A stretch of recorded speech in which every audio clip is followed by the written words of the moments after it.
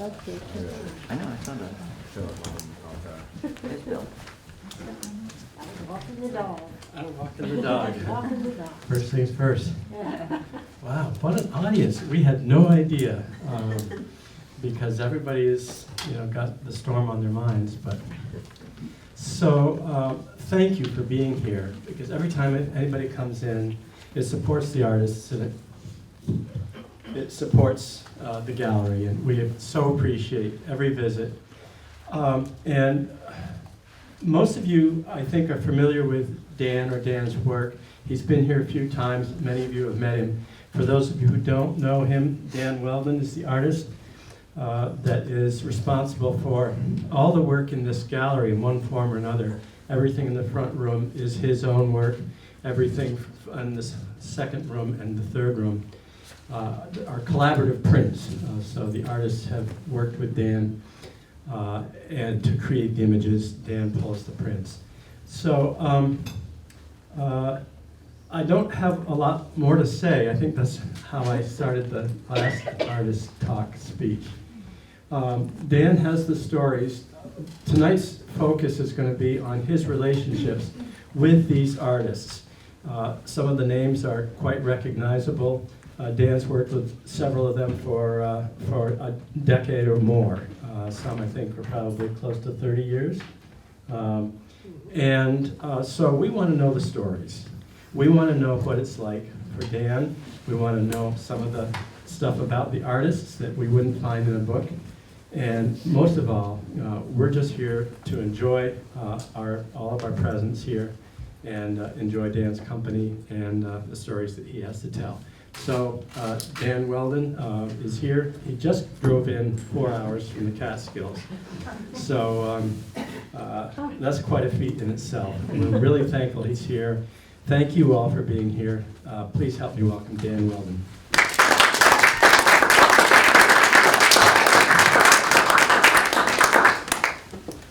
Thank you, Bert. Am I coming through? No. Is it working? Is it working? I hope Close, Dan. Close. Closer. How about that? How about without it? It's better. If you Is don't this want to okay? use it, you don't have to. but- Good. Except Hello, for- everybody. Hi, Dan. Thank you, Jim, and thank you, Petey, for this wonderful opportunity to share with everybody here. If I can get this in here. Yes, I just came out of the Catskills. I was in the snow, and Shar and I started driving, and my car started making this funny sound. I said, uh-oh. And it's still making the sound, so I have to drive back to Long Island with that funny sound and hopefully it makes it. It's a 2001 Tacoma, in case anybody's interested. With 217,000 miles on it, and I love it.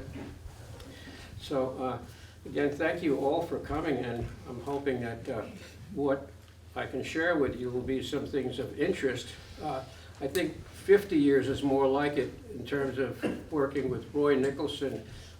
He's my closest friend, my dearest friend, and working with him over the past 50 years on and off has been a real pleasure. This particular series that he did, he has Parkinson's, so he has a difficult time doing the things that he used to be able to do. So basically what he wound up doing was making a plate, and I took the plate and processed it. And Roy is a very wonderful, dear person, but he's also difficult when we work together because he can't make up his mind. He has such difficulty with everything he likes. It's kind of nice and interesting, but that it's not quite right. So now I've learned the best way to work with him is not to allow him to make decisions himself. I'll make them, and if he doesn't like it, that's okay. I'll just do it again. So in this particular case where he did these 4, they're all one image. It's the same image. If you look real carefully, you'll see the same image in different color combinations. So what I did was I took a plate, it was a big solar, that size, 33 inches square, created the plate with his image on it, and processed it with sunlight and water, developed it, and I had what's called a solar plate, which is high and low. It's a piece of steel with polymer on the surface, and it has high areas and deep areas. That means it's receptive to taking ink up high with a roller or pushing the ink down below, and that holds the ink in both levels. So it becomes quite beautiful in whatever way you want it to do it. So these are the most complex pieces in terms of making many different colors on top of the finished print. So he'll draw and paint on top of that to make it look whatever he wants it. I think there were about 8 or 10 in the whole series, so there's another 6 more in existence. But what I'd like to do after talking about Roy is to talk about anybody that you're interested in knowing about. If you happen to know any of the names that are in this room and some of the other rooms, ask me the questions and I'll tell you some stories about them. But don't ask all at once. Don't ask now. Yeah, you can ask. I'm wondering how you started your relationship with Elaine and Welden de Kooning. Oh, it's a little bit of a story, but it started out with That's a why guy you're by the here. name of Robert Dash. Right, Is he in the show? No. No. Robert Dash is an artist on the East End who was a juror for a show that I challenged him in because he did not accept one of my students' work, and he thought that was really great that someone would come forward and challenge the judge of the show. And so he said, come out to my studio. So I said, okay, and we sat down like this and talked, and he said, now Dan, I'd like to photograph you. I said, and then he looked at me and he flared his nostrils and he said, nude. And I didn't know what, he caught me off guard a little bit, and I said, okay. He said, now. So I started taking off my shoes, and I said, I don't think so. He says, oh, go on. And so I said, all right. So I took off all my clothes, and he paraded me from one room to another, and he was photographing me. And then there was one pretty good shot. I felt it was good because the sunlight was coming in. I had muscles, and I had, kind of. And he thought it was. He took the photographs. Several weeks later, he called me. Well, the film is developed now, and you can come out and visit. I did, and it was. I felt the photograph was right, and I knew it was right. And he said, "I'd like to work with you," so that intuitive quality that was there that we both had, and he was a perfect gentleman, by the way. He was gay, and he said, "I know you're straight, but I just, I guess you like my muscles." And so it was one of those things that everything was just very, very professional. And he said, "I'd like you to meet a friend of mine sometime. Maybe she'd like to work with you." And I said, "Okay, who's that?" And he said, "Her name is Elaine de Kooning." So I said, okay, that sounds nice. And Elaine and I became friends, very solid friends. She was probably one of the closest people that I ever worked with. She always had a sense of humor. She was smart as could be, and she was not afraid to do anything. And we got to, and Elaine said one day, "Would you like to work with my husband, Bill?" I said, "Sure."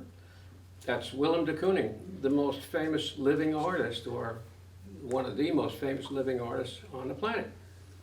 And so I started working with Welden. Welden was a giant of a figure, but a very gentle soul. Very quiet, soft-spoken, had a very strong Dutch accent, and he just was open to doing anything. He said, how would you do this?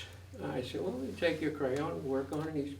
He had done it before, but this is a stone that Welden did right here. That's a print that he did right there. Those were the early pieces that we worked on together.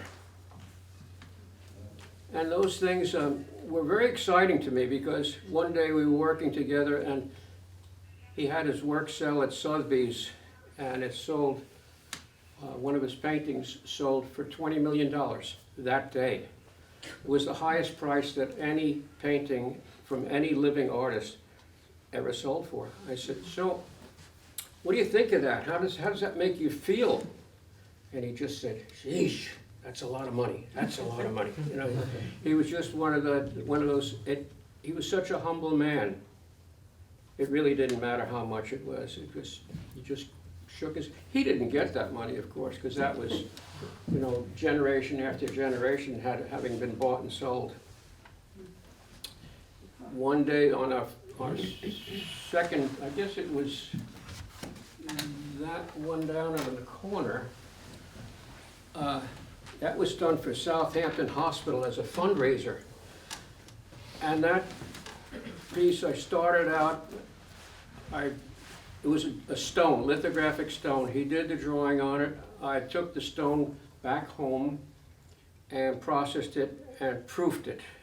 Brought the print back to him, and he liked it. He said, there were a couple of marks in there he didn't like, and he changed his mind.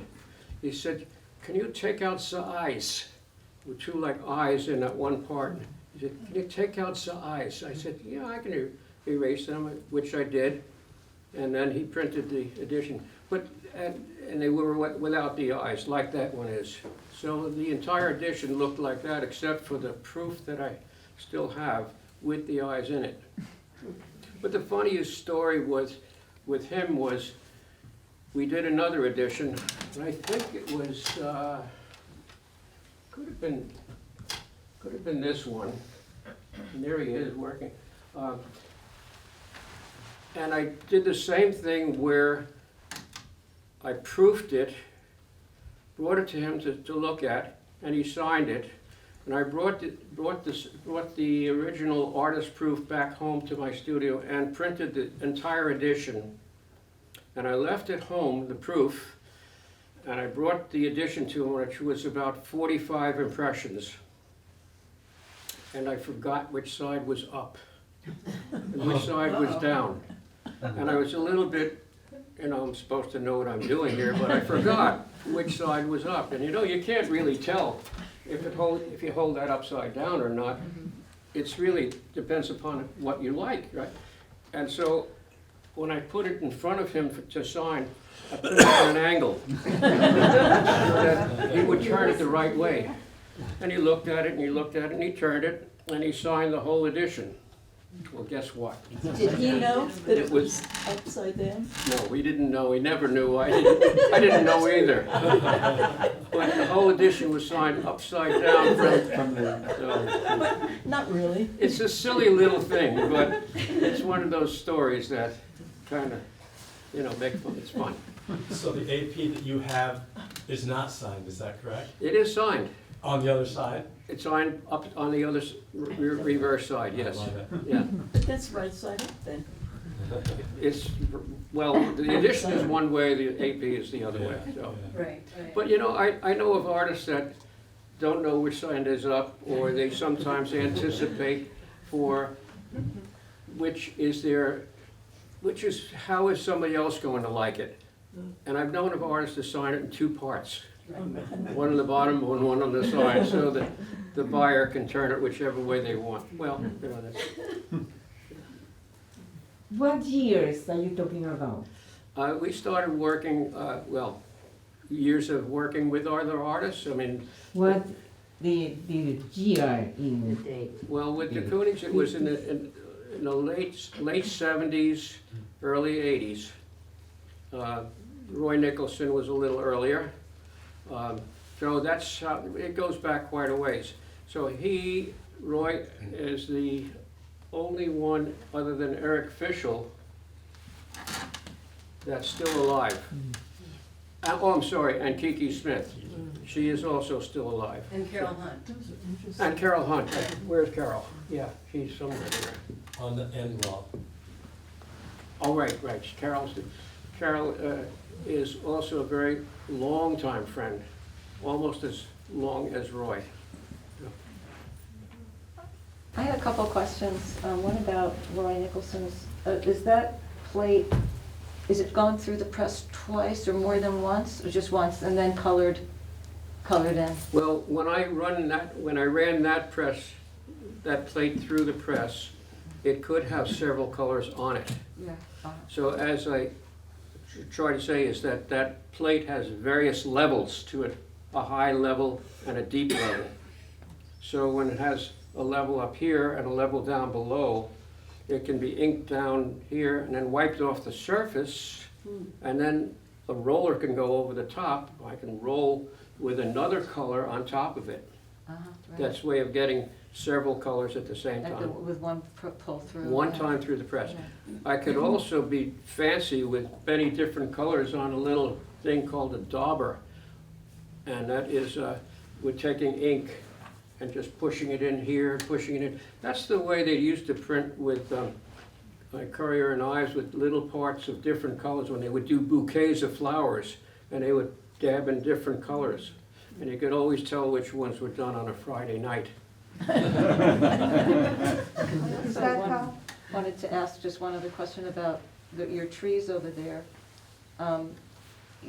That's a photograph that somehow got transferred to a solar plate? Correct. Okay. That was, I took the photograph with my little iPhone in the Catskills in a snowstorm, because those trees were so heavily laden with snow. I thought they were so beautiful.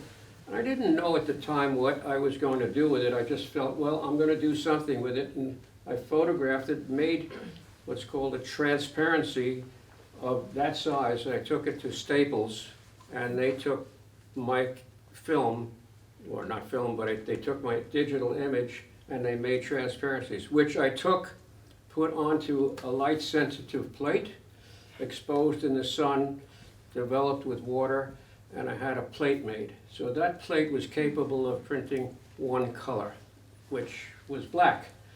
And then I pulled the prints and then added the watercolor after the fact. So that's Really beautiful.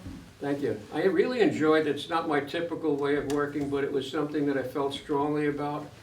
The only thing that I was missing was a poem to write with the feeling that I had about the moments of photographing them. I think going around to the various spruce trees and seeing how they felt was really just being in another world, just another world. Okay, someone else had a question over here. Could you talk about Vicente? I didn't talk about Vicente, but that orange piece over there.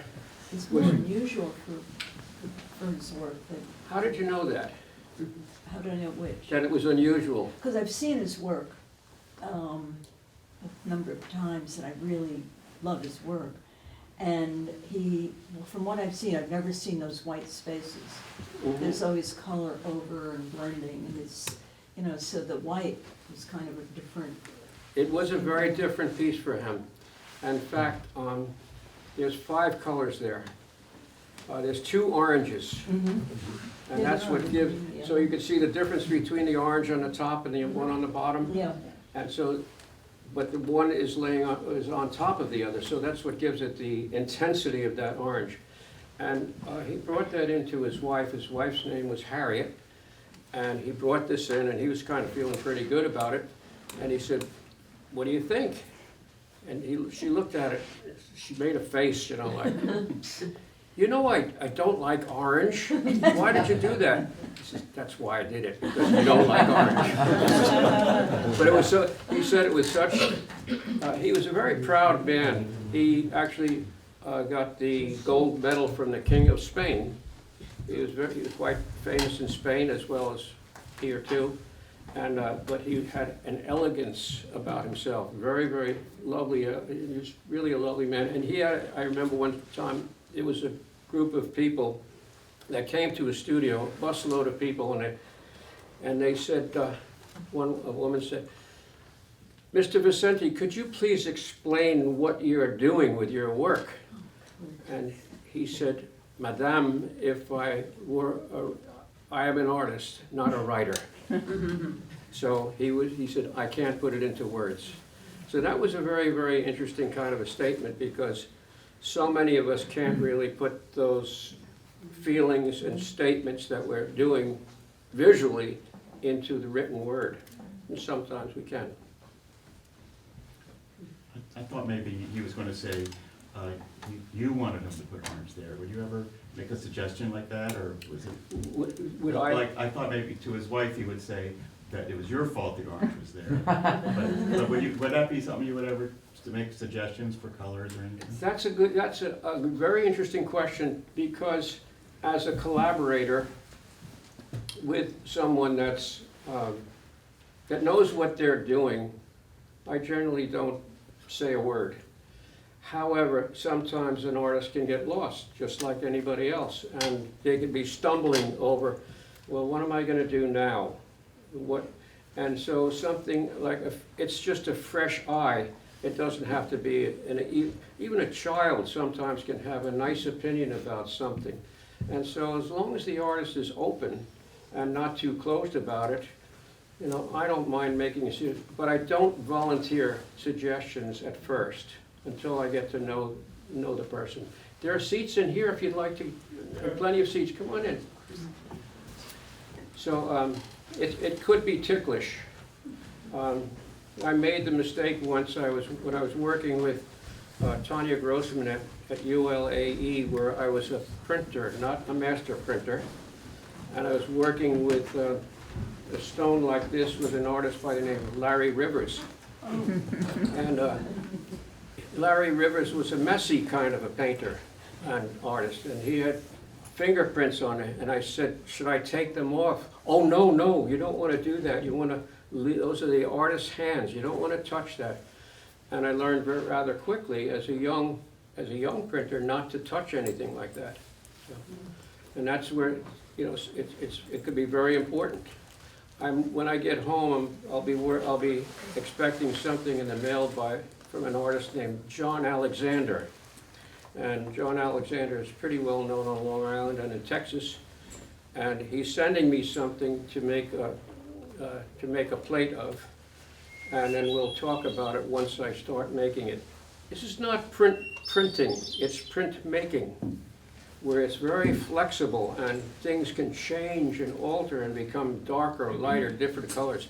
So it's not like a commercial thing that is expected to look a certain way. Depending upon the artist, it could look many different ways. Can you talk a little bit about the Kiki Smiths? I know her body of work ranges from sculpture to mark making, you know, Alice in Wonderland kind of prints, and these are so curious to me. And also, how does that work with a solar print? It's so fluid, you know, it's so, how it moves from color to color. Well, it seems hard. Well, okay, so Kiki Smith is, if you don't know her by name, is probably one of the most famous living artists. And she's a gutsy woman. She's not afraid to do anything. And she commands such respect from the art world. She's pretty amazing. And I kind of got to know her accidentally, because what I do sort of part-time is I peddle these solar plates, and people want to buy them and they want to know about them. How do you do it? So I was getting calls from this University of Wisconsin, and they kept on ordering more and more. So I said, what are you doing? Why are you doing this? And she, well, we're experimenting. I said, okay, that's a very good thing. Experiment, this way you know what you're doing. But why are you keeping on, you know, why do you continue ordering more and more? Well, we're just trying things out because we're going to be working with an artist. I said, well, okay, that's nice, but and we don't want to make any mistakes. So I said, could you tell me who this artist is? If it's and they said, well, it's Kiki Smith. I said, wait a second, you're going to be working with Kiki Smith and you don't know what you're doing? Well, we figured we'd learn. I said, you know what, why don't you get somebody in there that knows and they can work with her a little bit more so that so you come up with something good. And they said, well, would you come out to Wisconsin? I said, well, for her, sure. And so that's how it started, taking a trip out there into I forgot exactly, a little town, but it was really wonderful. Kiki and I had the same Airbnb, and we would do yoga in the morning together, and she just has this really great person. We'd have meals together. But the way that these were done and the subtleties, that's not one plate, it's several plates. And she likes photography, and she brought some ammunition with her already. But the university had a really great technical staff, and especially with digital. I'm not a digital person at all, and I don't know what I'm doing when it comes to that. So they did all the preparation. And basically, we just worked and said, let's put this together. I proofed things, got them to a point, and then let them take over. So that's how it went. I didn't have a tremendous involvement, but that was my little reward for, a very big reward for being there with her. So it was lovely. So she wasn't making any direct drawing, like etchings or working on like. She's done that. Yeah, on soft And I rice would- papers. I would do that again with her if she ever decided that she wanted to. She lives in Catskill, New York, and in New York City. Did it start as a photogram? She started with photographs. Oh, okay, because it Yeah. almost looked like, she projected through a flower or something to the plate or something. I think she did some of that too, yes. Yeah. Yeah. I'm curious about the community of artists in East Hampton. Almost all of these artists, if I'm not mistaken, are from the eastern half of Long Island, is that right? And do they work together? Do they just come together in your studio? How much of an artist's community, an intimate artist community, is there? Well, the Hamptons are a very, very big artist community. I think Right, one of for a the long biggest time. ones on the East Coast, along with Provincetown. And in fact, many of those artists were interchangeable with those different communities. But some of them are more New Yorkers. Out of the city, they might have a summer place there. But there were some full-time artists like Jack Youngerman lived there full-time. Others, Jane Freilicher didn't, Kurt Vonnegut didn't, David Sally didn't, Dan Flavin didn't, Elaine couldn't. Most of them did not live there full-time, but they knew each other.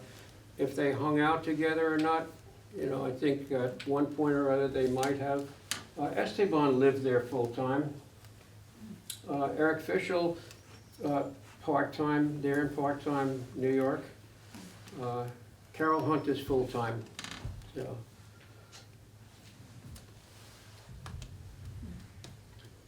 Could you talk a bit about your work with Eric Fischel? Yes. The first piece that Eric Fischel and I did, you could see right through the wall there. It's a woman with a jump rope. And I had a friend who worked for the Smithsonian as a managing editor of the magazine called American Art. And so she said to me, do you think you could get someone famous so that we can write an article about the artist? And this was in 1992 that I called up Eric and I said, would you be interested in doing something for the Smithsonian's magazine? And he said, maybe. And we got to talking and more. And then all of a sudden he decided that it was new and unique enough for him to do. And so he and I got to know each other. And we just started working, and at the time, it was in its very crude and infant stages of the development of the process.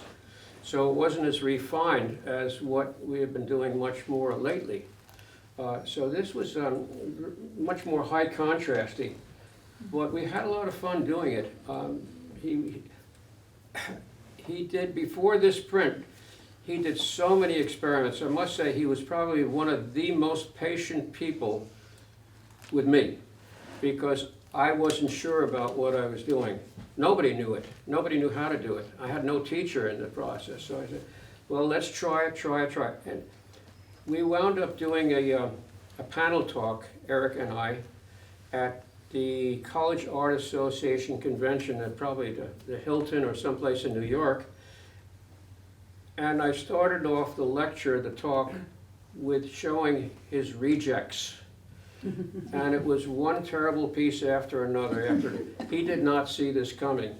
He didn't know that this was going to happen. And then after that, I showed the audience the successful pieces, and people were blown away.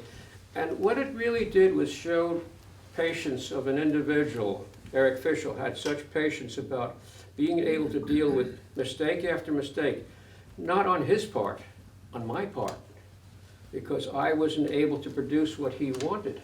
So little by little, I got to learn. See, prior to this, I was doing it for myself, just myself. And when an artist does things for themselves, we tend to accept more. But when we're working, or at least when I'm working with someone else, I'm not going to accept something that is second quality. It's got to be perfect.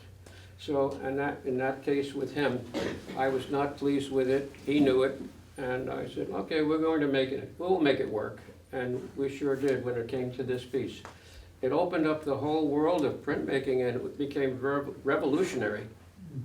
Because number one, people didn't have to use acid. Number two was much faster. Number three is they able to anticipate what they were going to get. It wasn't as much of a gamble. So for some artists, it was really a really nice technique to get into. Thank you. That's your phone. I didn't drop the artwork, it was just my phone. Yeah, and I'd love to keep talking about Eric Fischel because there's so many beautiful prints there. And I'll just ask a couple of questions. Several of them are a series of the boy, woman, and dog. And my impression is that those are more experiments. Although they're proofed. And so my sense is they're not meant to be finished. Am I wrong on that? The other question, I got one more question, and I'm sorry. Well, let me answer that one first, otherwise I'll forget it. Yeah. So, but he was always, he would experiment while he was doing it. So basically, he had the images done as transparency. He had the girl, the woman, the boy, and the dog done on, he says, now this is what I like to do. I like to rearrange the order. So let's do one like this, boom, boom, boom. I would draw a little sketch out and arrange for that to be as 3 separate plates on one piece of paper. The next one was 3 separate plates in a different juxtaposition of, and that's how he wanted to do it. And I mean, if I asked him today to take those, I'll bet he would come up with 3 different arrangements or 10 different arrangements. They wouldn't look like that necessarily. But it was experimental at the time. That's what's sort of nice about working with some artists, because you don't know exactly what you're going to get. There's a little bit of mystery that's going on. So. Well, the other question is the 2 large nudes on the right-hand wall as we're looking out the door. The textures and the gestures are really beautiful. Those are really wonderful prints. And did he worked directly on the plate, is that correct? Not in that case. No. No, he worked on transparent film, like a piece of mylar or a piece of plastic. And if you look at the woman alone, Yeah. that was actually 2 blacks instead of, it looks black, but there's 2 blacks. One is a warm black and the other is a cool black. And they're 2 separate images that he painted on that piece on 2 separate pieces of mylar. Then I made the 2 plates. And there's where I chose the blacks. He wasn't there. I just basically tried. He said, this is what I want. And I said, okay, I'm going to make him warm and cool. And he said, that sounds good. And that's the way he is. He's just open. So after we got to know each other, and many times Roy as well, they don't necessarily have to, it's going to be good. And if it isn't, well, I do it again. And that's simple as that. Sometimes it takes a little longer, but it's the way we reach an end. Or a beginning as a takeoff point. It could go on to a whole other series. second question now. Well, that was the second question. I was curious, because the textures on those washes in those two large paintings is really remarkable, and It is. so he created that on the transparency. Totally on his own, without any help from me whatsoever. He did it all by, that's a real nice thing. Other people don't really know quite how to handle things, but he just felt it. He's a very intuitive painter. And the draftsmanship is really remarkable. Okay, third question, I'm sorry everybody, I'm taking up all the floor space here. The tennis player, you suggested when you first dropped off the work that you thought it might be John McEnroe? I think so. Yeah, so. But I never really looked at John. He was playing tennis with John McEnroe. Yeah, well, as I understand it, Eric and John McEnroe are pretty good friends. I think John McEnroe is also a collector. So I like to drop all these names of the people that are in the gallery. John McEnroe, Eric Fisher. Well, of course, this is John McEnroe, and the guy that I was telling this to, he's a friend of the gallery, said, no, it's not. I said, oh my God. He said, John McEnroe's a left-handed tennis player. And I thought, oh, you got me. Well, at night, it occurred to me that it's a reverse image, it's a mirror image. So in fact, even though it looks like it's I did email him and tell him that I thought it might still be John McEnroe. That's very interesting. It's a good one. What is used to paint on the transparency? He used oil paint, and he used a solvent, probably some sort of mineral spirits or something, because it broke up into a very interesting reticulation, how that ink separated. Beautiful. It's really quite beautiful. No one else has done quite that remarkable effect. Yeah. Anybody else have one? So up in the front of the gallery is your artwork, and it's a lot of mixed media and painting. When you first went to art school, you obviously, because it wasn't until you went to Germany that you became a printer, printmaking. What did you see yourself? Where did you see yourself going back then? That's interesting. Thanks, Eileen, for that question. That's am I allowed to talk about my own work? Even Okay. That I went to Munich in 1969 to continue studying my art, but I was a painter, and I was painting, studying with this one guy who was quite good, but I was getting kind of bored looking at the same naked, nude Russian woman with blonde hair, and she had a very big bottom, and she would sit like this all day long, 6 hours a day, every day. And I was so bored of looking at this one, she talked too much. And so I started walking around the academy, and I walked down in the basement, and I could hear different sounds, and I could smell different things, and I could smell ink. And this man greeted me, and he was the printmaking professor. And he said, "Who are you, and what are you doing here?" And I told him, and I was just curious, what's going on here? Well, this is lithography, and this is a stone, and you can draw on it. And I said, oh, I heard of it, but I never saw it in reality. And so it was a stone like this, and he said, here, try it out. And I did something that was kind of very family-oriented. The Welden coat of arms. And I said, I figured I could give it to my relatives, that kind of thing. And after I finished it, he says, okay, now that you've got that out of your system, let's make some art.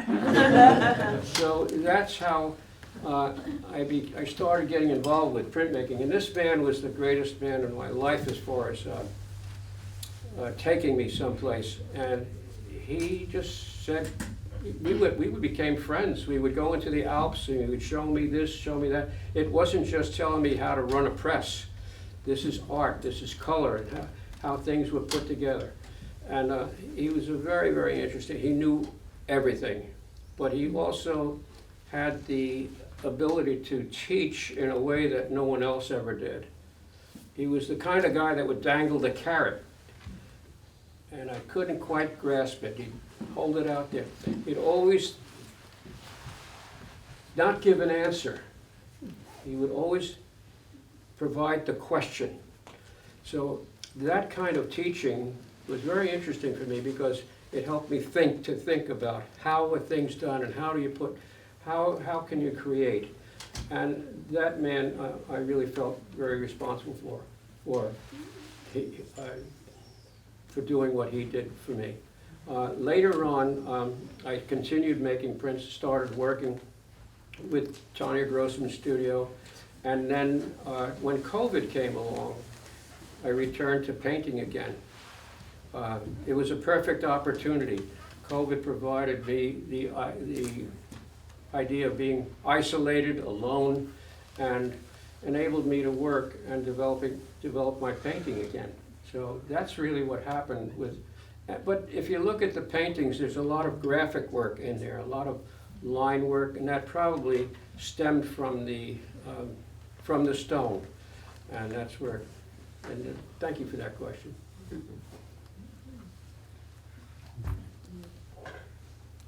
How did you come to work with Kurt Vonnegut? That was a good one. There was a guy by the name of Leaf Hope who runs the Artist Writers Ball Game. And he called up and said, would you like to work with someone and do an edition? And I said, well, what do you have in mind? And he said, well, it's Kurt Vonnegut. I said, well, that sounds good. I thought he was a writer. And he said, he is, but he also draws. And I said, okay, well, have him come over. We can come over to the studio. So I had these stones, and I said, here's a stone. Want to draw on it? We started drawing on it. He started working, and we did an edition. And then he somehow enjoyed the atmosphere because he would just stop in unannounced. And I don't normally like it when people would do that, but you don't turn Kurt Vonnegut away. You know, and he was just one of these wonderful people that would be very social. And he'd say, can I try this again? Can I do this? And so he would try to do something. And then one day he was drawing on a stone, and I guess I was pulling some prints for him, and he looked at me and he said, you know, you're not such a bad guy. So I said, what's that supposed to mean? I didn't quite get, but he had this way, this humor about himself that was, you know, you had to think about it a little bit. And we got along really great. He was just a wonderful, wonderful man. And he would always say, I'm going to sue Pall Mall cigarettes because they're liars. He says, smoking is detrimental to your health. Here I am smoking away, and I'm still around, you know, so they're liars. So he would have this little thing about, you know, big companies, and he was a very liberal thinker, certainly. Yeah. Did most artists come to your studio, or did you go to their studios to create? Most artists would come because they like to see what's going on, and the very special thing that happens when pulling a print is the unveiling of that piece of paper when it comes off. We're not talking about a machine that goes fast. We're talking something that takes quite a while to get to pulling that piece of paper off the stone or the plate. So most artists would like to be there. Bill did not, because he was an old man, you know, he was in his 80s. And so, you know, it was too far for him to come by bicycle. And so I would bring it over to him, you know, and just bring this big 150-pound stone to his studio. He would draw on it, and then after that, I would take the stone back home and then print it, bring him back the proof. That was practical. But every other artist, Carol Hunt not so much because she has MS and she has a tough time, so I'll cater to her a little bit more than, so she hasn't been to my studio in a while, but everybody else has. David Sally came one time, and that was when I was printing, or maybe before that. We started work on the image, and that would be the blue one there, blue and red, and that was a very interesting thing in the sense of I met him first at a dinner. He sat across from a table from me and never said a word to me. Everything, oh, he's still alive too. And so I said, gee, he's kind of snobby, you know, he's not saying it, you know. And then about a couple months later on, I got a call from his secretary or assistant and said, David, Sally would like to work with you. So I guess I got a little arrogant to her, and I said, well, tell him to call me himself. So about a week later, he called up and he said, I'd like to work with you. I said, great. What do you suggest? He said, well, come over to my studio and look at what I'm doing, which I did. I looked at his paintings, and we started talking. And then we did the image. Then he came by. He turned out to be the most generous artist I'd ever worked with. The most generous, because when I pulled the edition, he wound up giving me more impressions than what I was accustomed to receiving. So I tip my hat to him. Wonderful man. So, everybody else was, I only had one real problem person in this room. Would you like to know who he is? Right next to Jim over there, and that was Dan Flavin. Dan Flavin is he's not alive. I don't want to say bad things about him. He was wonderful to be creative with. He would wine and dine me. He would take me out all the time and say, let's talk about making art. And then we would finish the edition, and he refused to sign it. He didn't want to sign it. Well, part of the reason was, can you read the title on that piece? What it says, Jim? It's Lionhead Beach from 1981. Yeah, the actual title was a little bit longer. It said, Okay, on the piece, sailing series, Sailing series along Gardner's Bay. Gardner's Bay on near Lionhead Beach. To Thomas Moran. Yes, that was the title. So you want to sign that 100 times in Catholic school penmanship? He did not feel like doing that. He just said he didn't want to be bothered. He was a man that wanted to create. He didn't want to finish.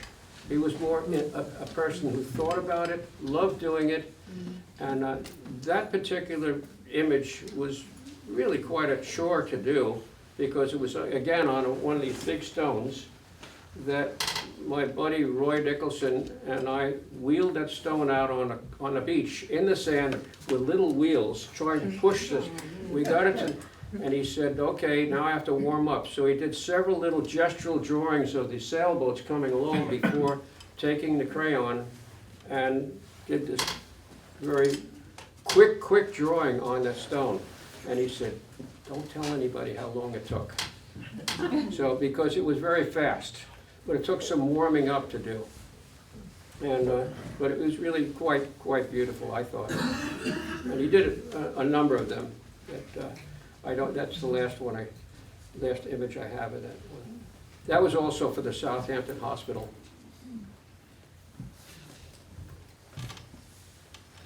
As a master printer and committed painter, like the painters who you made prints for, especially really hardcore painters like de Kooning and Fischl, they seem like such different beasts. Printmaking, which down in the belt in the cellar, very technical, and then painting where you step back, take 20 steps back, and really you're in a broad, wide open space, very direct, hands-on. How is that appealing? Those two very different creative processes. If you're asking how it's appealing to me, or just also to the artists who are really distinctive for their painting.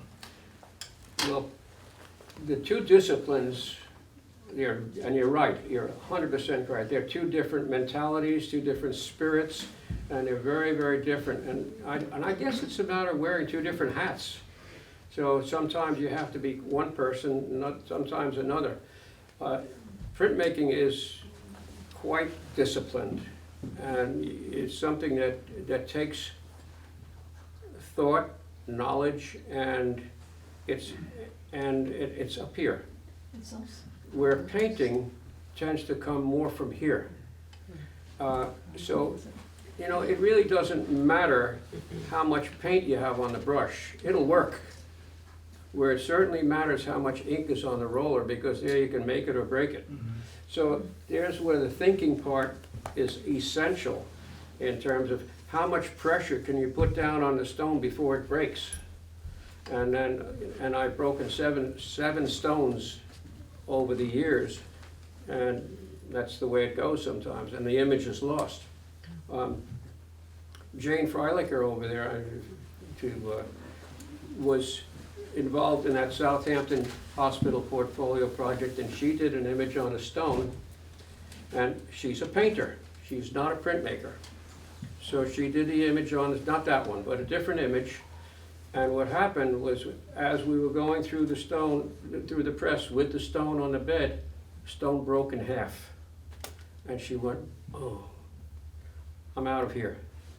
I said, "Well, you know, I understand."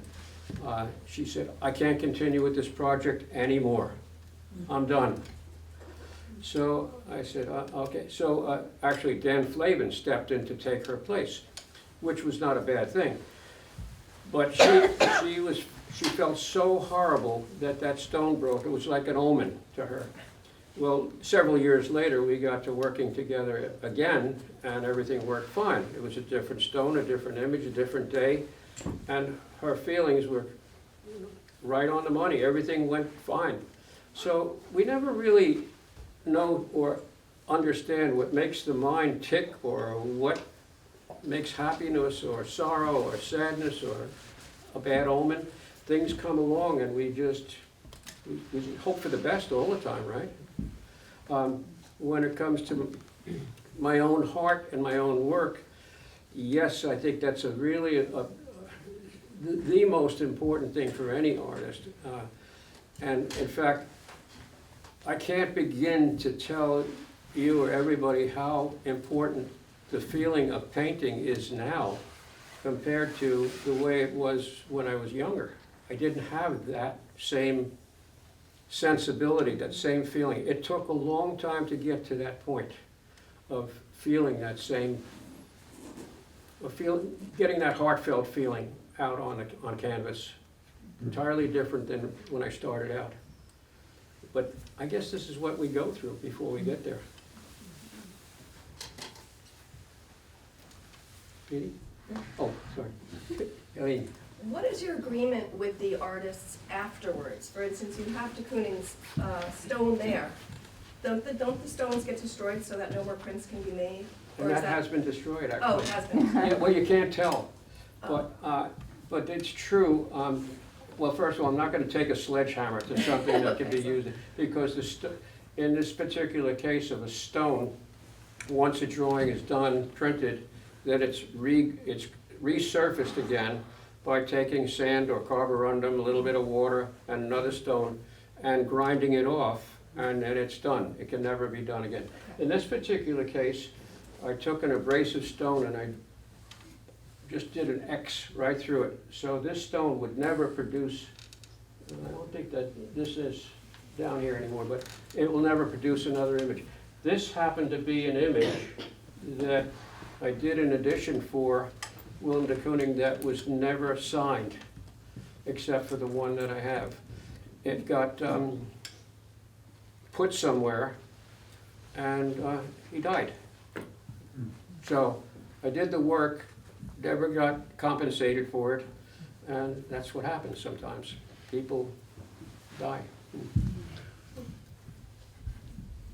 When you're creating editions, is part of your payment getting some BAT cert or some other parts of the edition as payment for doing the edition?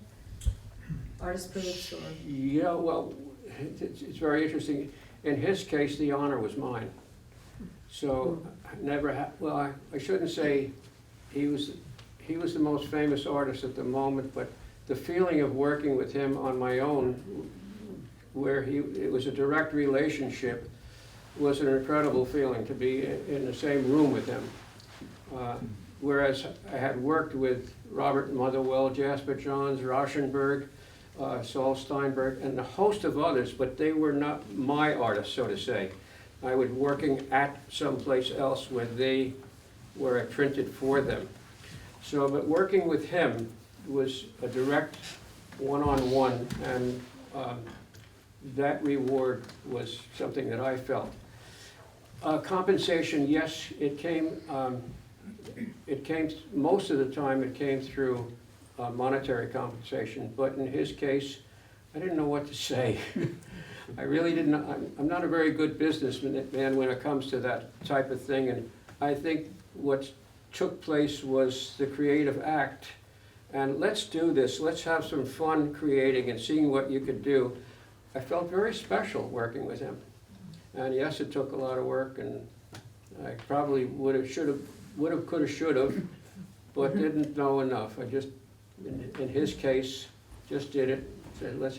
He gave me a few prints on the Southampton Hospital. I did take a share of the work, so that was actually a share in those pieces, whereas some of the others there were a few impressions, and that was a compensation. Do you think all prints should be signed and numbered in addition? Disclosure is important. I think it's important for an artist to have a responsibility and letting the public know what has been done, how it's been done, and if they've done it themselves or worked with someone else that's done it for them. I think, yes, it's a very important thing. As far as there are people that just do it for the sake of doing it, and they don't care. And before, I don't remember my history that well, but at a certain time, like if you looked at Goya's prints, or Daumier, or Toulouse-Lautrec, any of these other people, did they sign each piece? No, they didn't. And are they still worth something? Yes. Did Rembrandt sign every piece? No. Yeah.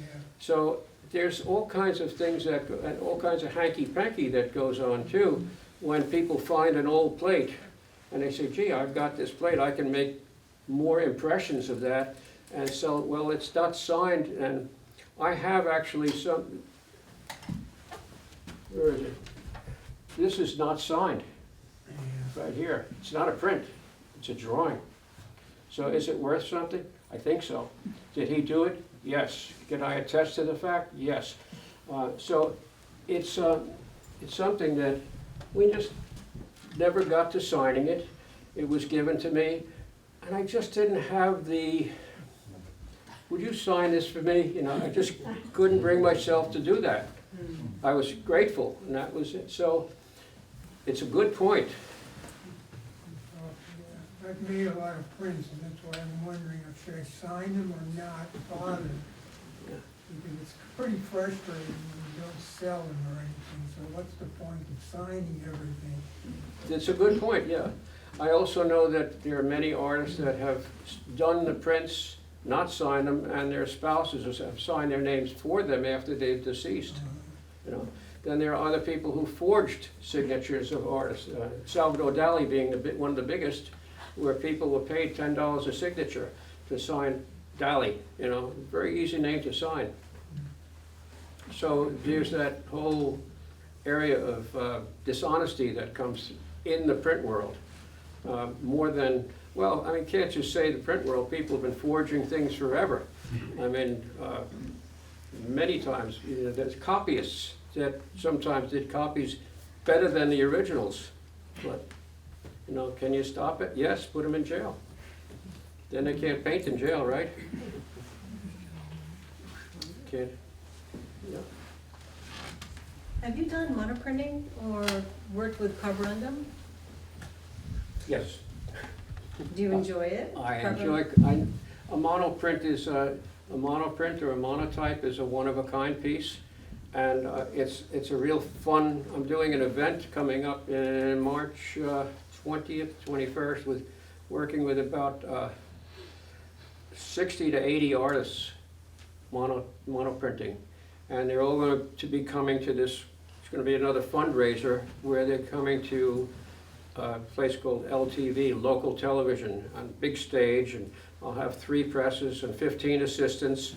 We're going to do this big event, and everybody's going to come there, 12 people at a clip, 3.5-hour segments, and they're all going to be painting on these plates, and I'll point my finger to this person and that and say, okay, here's what we're going to do. And then what will happen, I'll make a selection from one piece per artist, which will go towards the auction in the summer months. You know, it's a lot of fun because monotype and monoprinting is really doing an unexpected thing, because each time it's done with a different, they're not the same plate, but it's a different feeling each time. Different. Those are monoprints. All the same, but they're all different. It's a very favorite thing because it's not boring. If I had to do 100 pieces like the Esteban Vicente, it gets boring after a while. I like small editions, like the Jack Youngerman's much smaller. Yeah. So you're gonna be going to New Zealand really soon, like next week, Next and that's week. a residency? We're leaving on the 11th, taking the long way around from Sydney down Melbourne and Tasmania, and then across to New Zealand by boat, stopping in Auckland, and I'll take, ending in Auckland, take the plane from Auckland to Dunedin, and we'll spend 1 month in Dunedin drawing and painting and doing whatever I feel like with Shar together. We're going to do it'll be my 11th voyage down to the southern continents, well, Antarctica and Australia, not South America. That's another trip. Is it a workshop, or is it a group of people, or are you just No, working alone? It's not a teaching thing, it's not a printing thing, it's just working alone and doing whatever I feel like doing. So it's something I think that every artist should experience as a residency. It's most important to have that sense of freedom, not having to be responsible by anyone telling them what to do and how to do it. Just to have total freedom and actually get paid for it if that's a possibility. I mean, there's most residencies you have to pay for, but when an award is given, that's a wonderful experience to have total freedom. Did you ever get a chance to meet or work with Diebenkorn? I wish I did. I asked him, I spoke to him outside of, it was the wrong time, but I really love his work. And after one of his exhibitions at the Nodla Gallery, I think it was in New York, and he was already working with Crown Point Press, so I don't think he wanted any more on his plate. And it was the wrong time to ask him anyway. There's another artist that I really wanted to work with very much, and he's not an American, he's a Spanish artist by the name of Antonio Tapies. You know, yeah, so his work speaks to me, so I wish I could have gotten to know him. Yeah.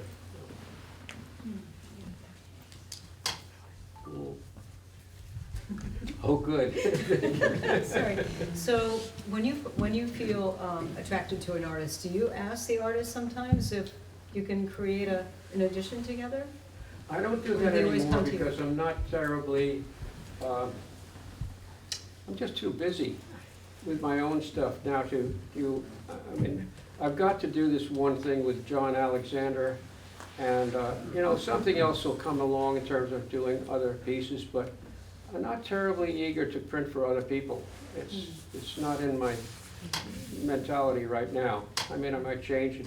I like being an advisor and a collaborator.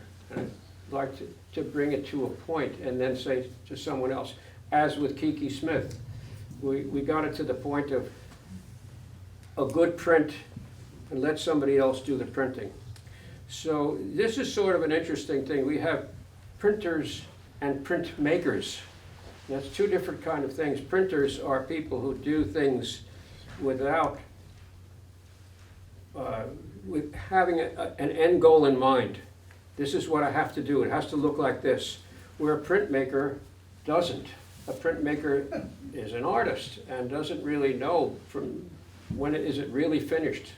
And it's a creative act.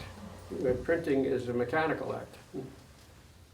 And then you have the master printer, which is someone who's supposed to know everything.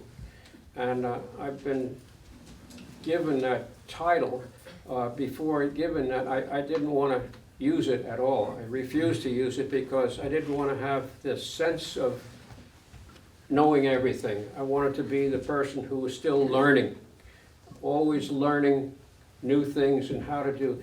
And then when de Kooning dubbed me as his master printer, I said, well, I guess I must be that I've attained that level.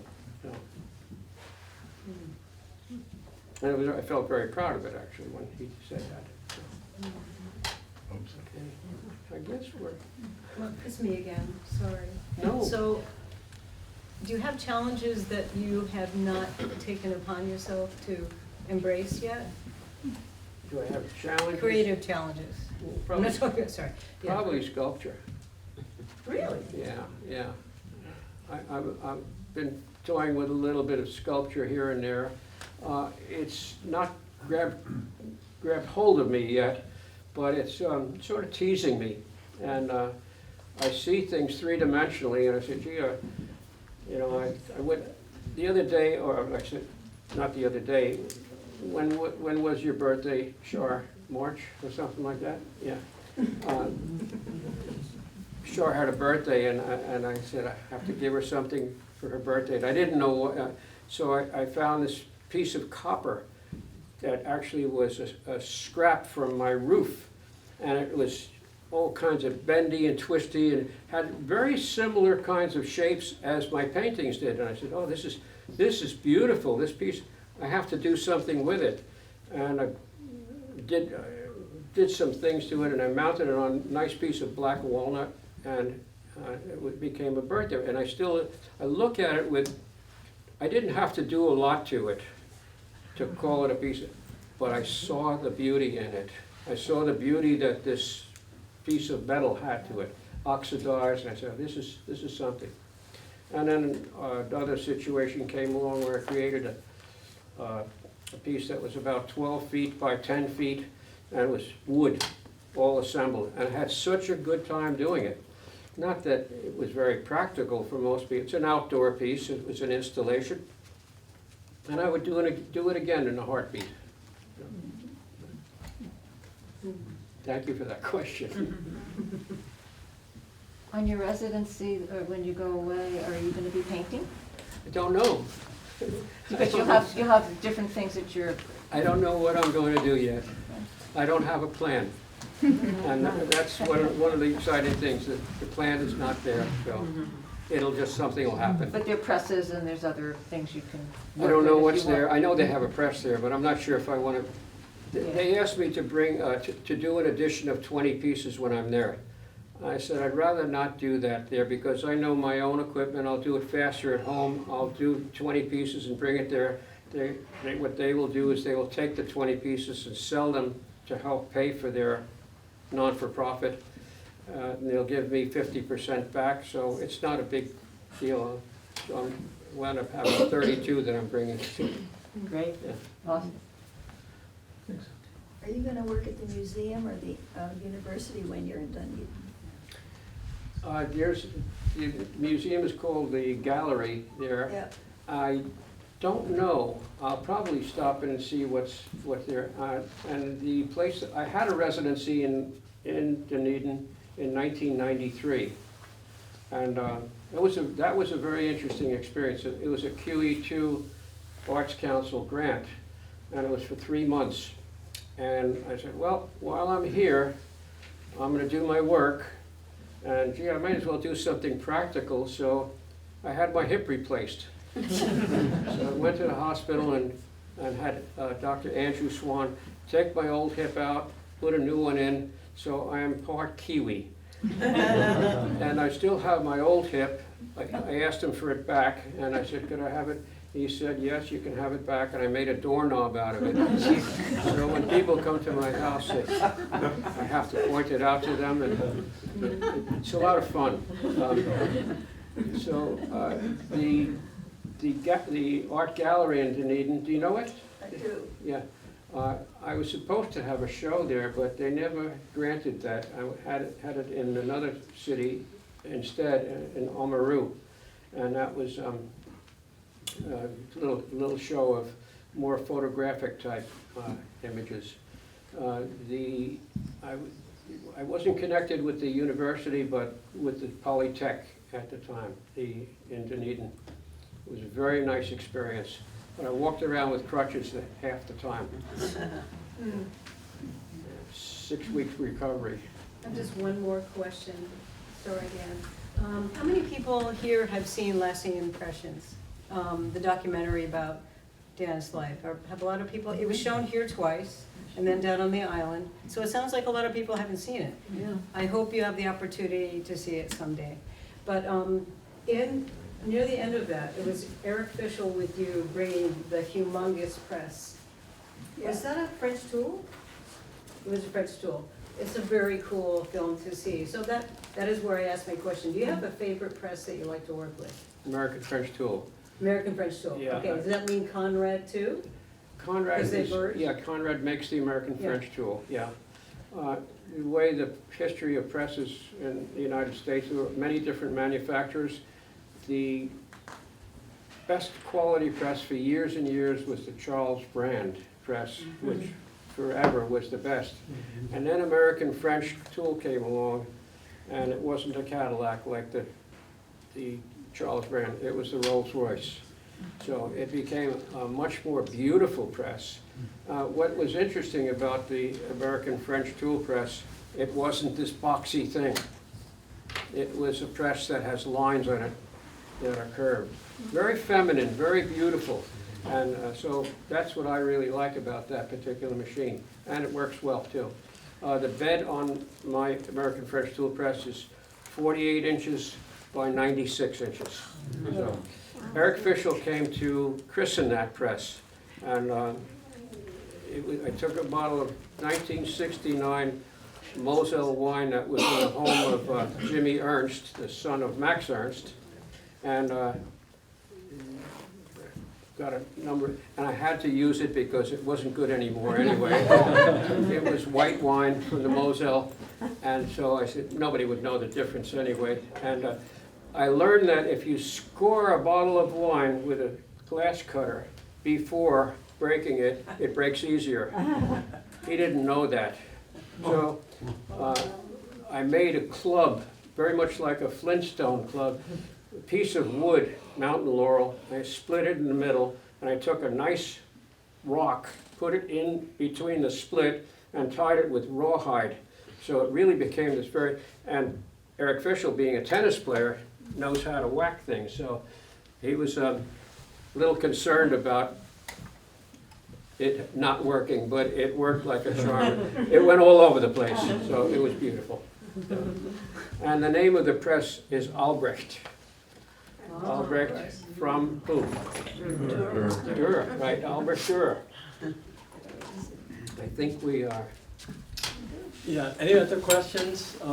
You've been an incredible audience. I want to make sure we thank Maria and Brattleboro Community Television, BCTV, and thank Dan, of course, and mostly the thanks to you all for coming here and coming up with the amazing questions.